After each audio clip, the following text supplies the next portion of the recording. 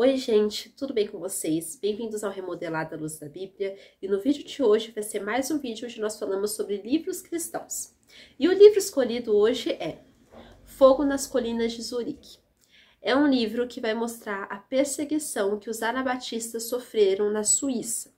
E nós percebemos aqui também como que os personagens eles vão mostrar muito isso na história, né? Nós vamos ver inclusive aqui a perseguição de Zwingli, né? O grande reformador, ele estava por detrás.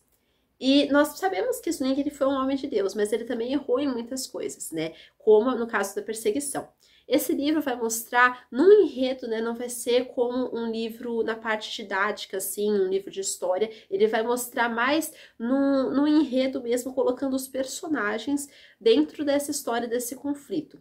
Então nós vamos perceber aqui o protagonista, que é o Max Borchardt, e ele vai ser aquele que vai se converter, né, e ele vai se converter ao cristianismo, né, e ao anabatismo também.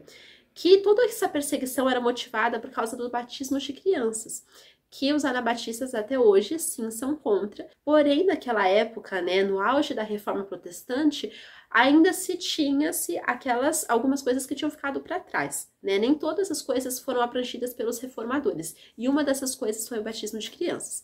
Então esse Max Borchardt, primeiro, ele era uma pessoa assim afastada da religião, ele não queria saber muito de Deus, mas depois ele se converte, ele tem a experiência dele com Deus.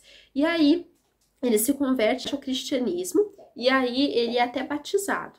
Só que eles começam a pregar a palavra de Deus do jeito que ensina, né? Onde o batismo é só depois da idade da razão, né? Quando a pessoa começa a ter consciência, e eles são muito perseguidos mesmo pelo governo, pelos reformadores ali, pelo reformador, né? Ulrich Zwingli, e eles são perseguidos, são parar na prisão. Uns ainda negam a fé, a gente vê muitas pessoas que vão negar a fé durante o livro, vão voltar para suas antigas vidas, vão voltar para aquilo que acreditavam antes por causa do medo de serem perseguidos, mas nós vamos perceber também aqueles líderes dos anabatistas daquela época, que era o Conrado Grebel e o Félix Menz. E eles vão se manter firmes até o fim, eles não vão vender a sua fé, né? Eu não vou falar muito o que vai acontecer com esses dois líderes, mas a gente sabe que eles vão ser perseguidos também, até mais do que aqueles que vão estar ali de frente.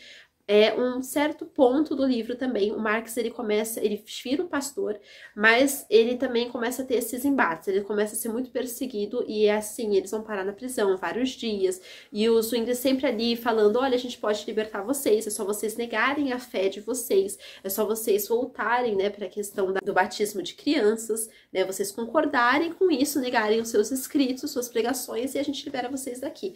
Mas eles foram fiéis alguns, né? A gente percebe que esses líderes, eles vão até se manterem fiéis, mas os outros não, né? A gente percebe aqui que até o Max, lá pra frente, a gente percebe que ele nega a fé algumas vezes, e ele também vê os seus amigos negando a fé, passando por aquilo que ele tinha passado. Então a gente vai ver muito essa questão no livro, esse enredo. Esse livro é muito bom quando a gente está estudando história da igreja. Muitas vezes a gente não vê muito a questão dos anabatistas, a gente vê muito os reformadores, a reforma protestante, os pré-reformadores, mas não muito aquele pequeno grupo de anabatistas, né, que foram crescendo, que eles iam se multiplicando, mas no começo eles ainda eram um pequeno grupo.